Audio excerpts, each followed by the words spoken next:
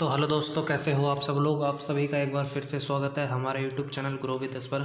दोस्तों, मैं आज लेके आया हूँ एक और नई वीडियो जिसमें मैंने आपको बताया है कि आप कैसे सैलरी शीट प्रिपेयर करते हैं। तो जैसा कि दोस्तों आप जानते हैं, आज नवंबर आ चुका है, तो अब हमें सैलरी शीट प्रिपेयर करनी होती है। तो उस सैलरी शीट को कैसे बनाते हैं, तो आज की वीडियो में मैं आपको सिखाऊँगा। तो चलिए वीडियो को स्टार्ट करते हैं। तो यहाँ देखिए दोस्तों, मैंने अपनी एक एक्सेल फाइल ओपन कर ली है जिसमें यहाँ पे मेरे सभी एम्प्लॉय के नाम लिखे हुए हैं और उनके फादर नेम लिखे हुए हैं, उनके डिपार्टमेंट लिखे हुए हैं कि वो किस डिपार्टमेंट से रिलेटेड बिलोंग करते हैं, और साथ ही साथ उनका मैंने डेजिग्नेशन लिखा हुआ है और उनकी डेट ऑफ जॉइनिंग है, उनकी प्रेजेंट डे है। प्रेजेंट डे का मतलब दोस्तों, उन्होंने कंपनी में कितने दिन ड्यूटी की है, यानी कि कितने दिन वो कंपनी में आए हैं। और उसी के साथ में आप देखेंगे ये उनका ग्रेड है, यानी कि ग्रेड का मतलब दोस्तों, जो उनका मंथली ग्रेड होता है जो उन्हें पे करना होता है। जैसे कि मेरा बेसिक हो गया, HRA हो गया, कन्वेंस अलाउंस हो गया और मेरा टोटल वेजिस हो गया। तो ये दोस्तों हम एक तरह से इसको वेजिस कह सकते हैं। अब इसमें से हमें कैलकुलेशन करनी है कि किस एम्प्लॉय के कितने दिन ड्यूटी करने पर उसकी सैलरी कितनी बनती है। तो चलिए अब हम इस वीडियो में सीखने वाले हैं। तो दोस्तों, सबसे पहले आपको यहाँ पर देखिए, मैंने कुछ एक फॉर्मेट बनाया हुआ है। आपको भी ये फॉर्मेट अपने एक्सेल में इस तरीके से बना लेना है। तो यहाँ देखिए, मैंने बेसिक लिया है, HRA लिया है, कन्वेंस अलाउंस लिया है, टोटल लिया है और PFSI ली है। अगर उनका PF कटेगा तो हम उसे इंक्लूड करेंगे, TDS कटेगा तो उसे इंक्लूड करेंगे। और साथ ही साथ आपको यहाँ कुछ डाटा पहले से ही प्रीफिल्ड दिख रहा है कैंटीन का, क्योंकि दोस्तों जो कैंटीन का डाटा होता है वो पहले से ही, जो भी लोग अगर इस आपके किसी किसी कंपनियों में फेस स्कैनिंग होती है, तो हमारे यहाँ पर फेस स्कैनिंग है, तो उसके बिहाफ पर हमने यहाँ कैंटीन का डाटा मैनुअली फीड कर दिया है। और आप देखेंगे एडवांस है, लेबर वेलफेयर फंड है जिसे हमने शॉर्ट फॉर्म में LWF लिख दिया है, और टोटल डिडक्शन और नेट सैलरी जो कि एम्प्लॉयज़ के अकाउंट में क्रेडिट होगी। तो चलिए अब हम इसकी कैलकुलेशन करते हैं। तो यहाँ देखिए दोस्तों, सबसे पहले आपको ये बेसिक दिख रहा है, बेसिक का कॉलम। तो अब हम इस कॉलम में अपना जो फॉर्मूला है उसको लगा के से तैयार करते हैं। तो सबसे पहले दोस्तों कुछ करना कुछ नहीं है, सारे ही सब की सारी टेबलों में हमारा सम का फॉर्मूला लगेगा, और सम के फॉर्मूला से बहुत ही दोस्तों जल्दी हमारा काम हो जाएगा, बहुत ही इजी वे में। तो चलिए मैं आपको दिखाता हूँ। सबसे पहले आपको फॉर्मूला लगाना है =, फिर आपको सम लिखना है SUM, फिर ब्रैकेट ओपन करना है। अब देखिए दोस्तों, जो आपका H वाला कॉलम है, यहाँ पर आपको जो सबसे पहली रो दिखेगी 15,000 रुपये की, इस पर आपको सेलेक्ट करना है। क्लिक करने के बाद जैसे ही आप क्लिक करेंगे, अब आप इसको डिवाइडेड करेंगे 31 से। तो दोस्तों मैंने यहाँ 31 क्यों लिया है, क्योंकि आप जिस भी मंथ की सैलरी बना रहे हो उसके आपको टोटल डेज़ लेने हैं। टोटल डेज़ किसी मंथ में 30 होते हैं तो किसी में 31 होते हैं। हम अक्टूबर का सैलरी शीट बना रहे हैं, इसलिए हम अक्टूबर लेके 31 लेके चलेंगे। डिवाइडेड बाई 31 करेंगे। डिवाइडेड बाई 31 करने से दोस्तों हमारी जो है एम्प्लॉय के एक दिन की सैलरी निकल के आ जाती है। अब एक दिन की सैलरी निकल के आने के बाद हम उसको इनटू करेंगे अपने प्रेजेंट डे से। जो हमारा G वाला कॉलम है हम उस पर सेलेक्ट करेंगे। तो देखिए हमने यहाँ सेलेक्ट कर लिया है दोस्तों। जब हमारी एक दिन की सैलरी निकल के आ जाएगी, उसको फिर हम इनटू करेंगे अपने प्रेजेंट डेज से। तो यानी जितने दिन की उसने अपनी कंपनी में सर्विस दी है, ड्यूटी करी है, ये उसकी कैलकुलेशन होके आ जाएगी। तो अब हम सिंपली ब्रैकेट बंद करेंगे और हम अपने कीबोर्ड से एंटर प्रेस करेंगे। तो यहाँ देखिए दोस्तों, जो मेरी वैल्यू निकल के आई है, बेसिक निकल के आई है, 15,000 रुपये निकल के आ गई है। अब हम इसी फॉर्मूले को कॉपी करके नीचे तक पेस्ट कर देंगे। तो यहाँ देखिए दोस्तों, जो मेरे टोटल वैल्यू निकल के आ गई है 2,93,000 रुपये आ गई है। अब इसी तरीके से अब हम HR की कैलकुलेशन करेंगे। HRA मतलब दोस्तों हाउस रेंट अलाउंस होता है, यानी कि कुछ एम्प्लॉय होते हैं जो कि किराए पे रहते हैं, रेंट पे रहते हैं, और वो अपना रेंट पे करते हैं अपने लैंडलॉर्ड को। तो उस केस में जब वो अपने रिटर्न भरते हैं तो वहाँ पर HRA का जो अमाउंट कैलकुलेशन किया जाता है, ये बहुत ही लाभदायक होता है। तो चलिए अब इसको कैसे निकालते हैं, ये भी दोस्तों इसकी भी कैलकुलेशन बहुत ही ईजी है। पूरी शीट दोस्तों बहुत ही ईजी कैलकुलेशन से बनाई गई है। तो हम HRA की कैलकुलेशन करते हैं। इसके लिए भी हम = करेंगे, सम लिखेंगे, ब्रैकेट ओपन करेंगे, HRA वाली वैल्यू को जो है हम सेलेक्ट करेंगे। अब हम इसको डिवाइड करेंगे 31 से और गुणा करेंगे प्रेजेंट डेज से। प्रेजेंट डेज दोस्तों हमारे यहाँ 31 है। अब हम ब्रैकेट बंद करेंगे और एंटर। तो देखिए दोस्तों मेरी जो HRA की वैल्यू है निकल के आ गई है। अब इसको भी मैं सेम इसी तरीके से Ctrl+C से कॉपी कर लूँगा और नीचे तक इसको मैं पेस्ट कर लूँगा। तो यहाँ देखिए दोस्तों इस फॉर्मूले को मैंने नीचे तक पेस्ट कर दिया है, ड्रैग डाउन किया हुआ है। जो मेरी HRA की वैल्यू आई है 25,976 रुपये वैल्यू आ गई है। अब ठीक इसी तरीके से हम अपनी कन्वेंस अलाउंस की कैलकुलेशन करेंगे। दोस्तों कंपनी में जो एम्प्लॉई अपने आता है, आने और जाने का जो खर्चा होता है वो एम्प्लॉयर पे करता है, उसी को हम कन्वेंस अलाउंस कहते हैं। तो यहाँ पर देखिए दोस्तों हमें सबका एक इज इक्वल रेट दिया गया है। सभी एम्प्लॉइयों को 1200 रुपये का कन्वेंस यहाँ ग्रेड दिया हुआ है। लेकिन अब हम डिपेंड करेंगे कि उसने कितने दिन सब ड्यूटी करी है, उसके हिसाब से उसकी सैलरी शीट में से कन्वेंस ऐड होगा। तो इसको अभी हम बराबर इज इक्वल टू लिखेंगे, सम लिखेंगे, ब्रैकेट ओपन करेंगे, कैलकुलेशन कन्वेंस वाले लेयर उस पर लेज़र उस पर जाएंगे हम दोस्तों रो पे, इसको हम सेलेक्ट करेंगे, डिवाइडेड करेंगे 31 से, इनटू करेंगे अपने प्रेजेंट डेज से और ब्रैकेट बंद करके एंटर कर देंगे। तो जैसे ही देखिए दोस्तों मैंने जैसे ही एंटर का बटन प्रेस किया मेरा यहाँ 1200 रुपये का कन्वेंस आ गया।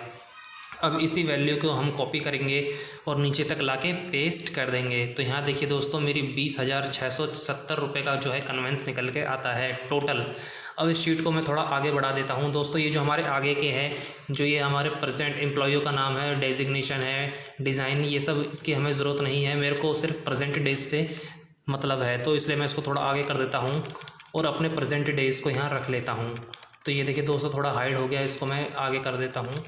अब यहाँ देखिए दोस्तों कैलकुलेशन करने के बाद अब हमें यहाँ टोटल करना है। तो टोटल के लिए हम वही फार्मूला लगाएंगे, इज इक्वल टू का सम करेंगे, ब्रैकेट ओपन करके सिलेक्ट करने के बाद हम इसको एंटर करेंगे। तो यहाँ देखिए दोस्तों मेरी टोटल वैल्यू आ गई है।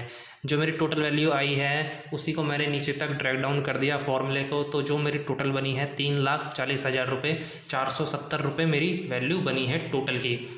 ये दोस्तों सैलरी मेरी नेट नहीं बनी है अभी। अब ये मेरी ग्रॉस सैलरी बनी है। अभी इस मेरे को ग्रॉस सैलरी में से जो 3,40,470 रुपये मेरी ग्रॉस सैलरी बनी है, इसमें से मेरे को अब डिडक्शन माइनस करनी है। डिडक्शन यानी कि मेरी ईसाई हो गई, PF हो गई, TDS हो गया, अगर किसी एम्प्लॉय ने एडवांस लिया है तो वो कटेगा।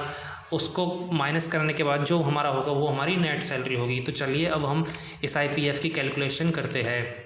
तो दोस्तों PF की कैलकुलेशन करने के लिए आपको एक बात हमेशा ध्यान रखनी है। आप जब भी PF की कैलकुलेशन करो, PF की कैलकुलेशन में आपको HRA की वैल्यू, HRA का अमाउंट आपको कभी भी इंक्लूड नहीं करना है, क्योंकि दोस्तों PF हमारा HRA पे कैलकुलेट कभी नहीं होता है। तो इसको कैसे करते हैं मैं आपको बताता हूँ। आपको इज इक्वल लिखना है, फॉर्मूला लगाना है सम का। अब आपको बेसिक पे टिक करना है और उस पर आपको प्लस करना है कन्वेंस अलाउंस। तो मैं इसको देखिए यहाँ कन्वेंस अलाउंस पे क्लिक करूँगा और ब्रैकेट बंद करूँगा। अब देखिए दोस्तों ये मेरी वैल्यू जो है मेरी ऐड हो गई है। तो मेरी टोटल वैल्यू आई है 16,200। लेकिन दोस्तों ये PF की वैल्यू नहीं है, अभी तो ये हमने सिर्फ टोटल किया है वैल्यू। अब हम इस पर कैलकुलेशन करेंगे, इसको हम इनटू करेंगे। PF दोस्तों हमेशा 12% निकलता है। 12% हमारी टोटल वैल्यू का, बेसिक और कन्वेंस का 12% हम लिखने के बाद इसको एंटर प्रेस करेंगे। तो यहाँ देखिए दोस्तों 1944 रुपये मेरा PF का अमाउंट निकल के आ गया है। अब इसी को मैं नीचे तक ड्रैग डाउन पेस्ट कर देता हूँ। दोस्तों आपको एक बात हमेशा याद रखनी है, जो PF होता है वो किसी भी एम्प्लॉय का 1800 रुपये से ज़्यादा डिडक्ट नहीं होता है। तो हमारे केस में जो ज़्यादा वैल्यू आ रही है इसको मैं सही कर देता हूँ। तो दोस्तों जो मेरी 1800 रुपये से वैल्यू ज़्यादा है वो हम उसे मैनुअली चेंज करेंगे, लेकिन जो वैल्यू मेरी 1800 से नीचे की है वो हमारी ओके वैल्यू है। तो देखिए कि जैसा आप यहाँ देख सकते हैं 1316, 1442, 1567, 1693, 1755 और 1818। लेकिन हम 1818 को इंक्लूड नहीं करेंगे क्योंकि ये 18 रुपये ज़्यादा आ रहा है। तो हम इसको अनटिक करेंगे और ऊपर की 5 वैल्यू हम सेलेक्ट करेंगे। तो देखिए दोस्तों ये मेरी टोटल 5 वैल्यू है जिस पे हमारा PF ओके यानी कि ठीक कटा है।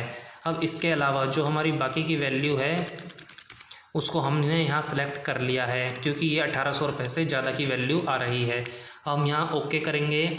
अब देखिए दोस्तों ये हमारी 1800 रुपये से ज़्यादा वैल्यू आ रही है, इसलिए हम इसको मैनुअली यहाँ 1800 रुपये डालेंगे। तो क्योंकि दोस्तों कभी भी किसी भी एम्प्लॉय का 1800 रुपये से ज़्यादा PF नहीं कटेगा कंपनी का। दोस्तों कंपनियों में 1800 रुपये कंपनी पीएफ काटती है और साथ ही साथ 1800 रुपये अलग से एम्प्लॉयर के कटते हैं, लेकिन अभी हम सिर्फ कंपनी की डिडक्शन बना रहे हैं एम्प्लॉय की सैलरी शीट का, तो उसमें हम 1800 रुपये ही लेके चलेंगे। मैं इसको अनफिल्टर कर देता हूँ। देखिए दोस्तों, ये मेरी वैल्यू टोटल पीएफ की आ गई है 32,869 रुपये। अब ईसाई की हमें वैल्यू निकालनी है दोस्तों। इस पीएफ में हमने सिर्फ एचआरए की वैल्यू छोड़ी थी, लेकिन जो हमारी ईसाई होती है, ईसाई में हमें सारी वैल्यू ऐड करनी होती है। तो इसे कैसे करेंगे, इज इक्वल सम का फॉर्मूला लगाएंगे और जो आपकी टोटल वाली रो है, टोटल वैल्यू को हम टिक करेंगे। अब इसी पे दोस्तों ब्रैकेट बंद करके अब आप इसका 0.75% एसआई कैलकुलेट करेंगे। दोस्तों एसआई हमेशा 0.75 कैलकुलेट की जाती है, हर एम्प्लॉई हो चाहे वो एम्प्लॉयर हो, सबकी 0.75 ही कटती है एसआई। और जो एम्प्लॉयर होता है, जब वो एम्प्लॉई के खाते में अकाउंट एसआई काटता है, वो 3.24% होती है। तो एसआई हमने काट ली है। तो देखिए दोस्तों, अब हम यहाँ पे टीडीएस काटेंगे। टीडीएस हमारे केस में किसी का है नहीं, इसलिए हम इसको ऐसे ही ब्लैंक छोड़ देंगे। एडवांस भी हमारे केस में किसी का है नहीं, तो हम एडवांस को भी ऐसे ब्लैंक छोड़ देंगे। अब दोस्तों बात आती है लेबर वेलफेयर फंड की। अब लेबर वेलफेयर फंड कैसे कैलकुलेट किया जाता है ये मैं आपको बताता हूँ। साथ ही साथ इज इक्वल करेंगे, सम का फॉर्मूला लगाएंगे और जो हमारी टोटल वाली वैल्यू है, इसको हम ऊपर वाली इस वैल्यू को सिलेक्ट कर लेंगे। तो इसको सेलेक्ट करने के बाद दोस्तों ये देखिए सिलेक्ट हुआ नहीं है, मैं इसको एक बार दोबारा करके दिखाता हूँ आपको। इस वैल्यू को हम सेलेक्ट कर लेंगे 17,708 वाली को, ब्रैकेट बंद करेंगे। अब हम इसको इंटू करेंगे 0.2%। दोस्तों लेबर वेलफेयर फंड हमेशा हमारा 0.2% कटता है। अब इसको टिक करके कॉपी नीचे तक पेस्ट करेंगे। तो दोस्तों एक लेबर वेलफेयर फ़ंड की भी मैं आपको कैलकुलेशन बताता हूँ। लेबर वेलफेयर फ़ंड किसी भी कंपनी में 31 रुपये से ज़्यादा नहीं कटता है, लेकिन यहाँ देखिए कहीं पे 35 रुपये आ रहा है, कहीं 33 आ रहा है, कहीं 34 आ रहा है। इसको भी हम टिक सही कर लेते हैं। दोस्तों आज से 3 महीना पहले लेबर वेलफेयर फ़ंड का जो रेट था वो 26 रुपये था। अब ये 26 रुपये से बढ़ के 31 रुपये हो गया है। तो इस 31 को भी हम यहाँ पे ठीक कर लेते हैं। तो यहाँ देखिए दोस्तों, यहाँ 3 ही मेरी वैल्यू है, 3-4 वैल्यू ऐसी है जिसमें मेरा ये ज़्यादा आ रहा है। इसको भी मैं यहाँ से ठीक कर लेता हूँ। तो यहाँ देखिए दोस्तों, कहीं पे 35 है, कहीं 33 है, कहीं 31 है। तो इसको मैं नीचे तक 31 रुपये कर देता हूँ। तो ये मेरा लेबर वेलफेयर फंड 574 रुपये टोटल बन गया है। अब हम दोस्तों क्या करेंगे, अब हम टोटल डिडक्शन को ऐड कर लेंगे। टोटल डिडक्शन के लिए अब हमें इज इक्वल सम का फॉर्मूला लगाना है। लेबर वेलफेयर फंड से लेके पीएफ तक हम वैल्यू सेलेक्ट करेंगे और ब्रैकेट बंद करके एंटर करेंगे। तो यहाँ देखिए दोस्तों, मेरी टोटल डिडक्शन आ गई है। अब इस टोटल डिडक्शन में से अब हम हमारी जो ग्रॉस सैलरी बनी थी, यानी कि पी वाला जो रो है, हमारी पी वाली रो, अब हम इसमें से माइनस करेंगे अपनी टोटल डिडक्शन। तो इसको कैसे करेंगे, सम लिखेंगे और अपने टोटल ये ग्रॉस सैलरी पे आएंगे, ये कॉलम सेलेक्ट करेंगे। अभी हम इसमें से माइनस करेंगे टोटल डिडक्शन वाली कॉलम। हमने इसे टिक कर दिया। अब ब्रैकेट बंद करके एंटर प्रेस करेंगे। तो ये देखिए दोस्तों, मेरी ये नेट सैलरी निकल के आ गई है। ये जो नेट सैलरी आई है, ये इन एम्प्लॉय के अकाउंट में इतनी सैलरी क्रेडिट हो जाएगी। किसी में 15,000 है, किसी में 14। तो इसी तरीके से सैलरी की कैलकुलेशन की जाती है। अगर आपको ये वीडियो अच्छी लगे तो इसे लाइक करें, शेयर करें और अपन ऐसे ही इंटरेस्टिंग वीडियो देखने के लिए हमारे YouTube channel grow with us को शेयर करें। दोस्तों ये वीडियो पार्ट 1 है। अगर आपको इसकी एंट्रियाँ अपनी सॉफ्टवेयर यानी कि ERP में कैसे करते हैं वो सीखनी है, तो हमें आप कमेंट करें, हम आपके कमेंट का ज़रूर रिप्लाई करेंगे। तो दोस्तों अब हम इसका नेक्स्ट पार्ट लेके आएंगे, जिसमें हम आपको सिखाएंगे कि अब SIPF और सैलरी की एंट्री कैसे अपनी बुक्स ऑफ अकाउंट्स में, अपनी बुक्स में कैसे की जाती है। आशा करता हूँ दोस्तों आपको वीडियो पसंद आई हो। तो चलिए मिलते हैं आपसे ऐसा ही और नई इंटरेस्टिंग वीडियो में।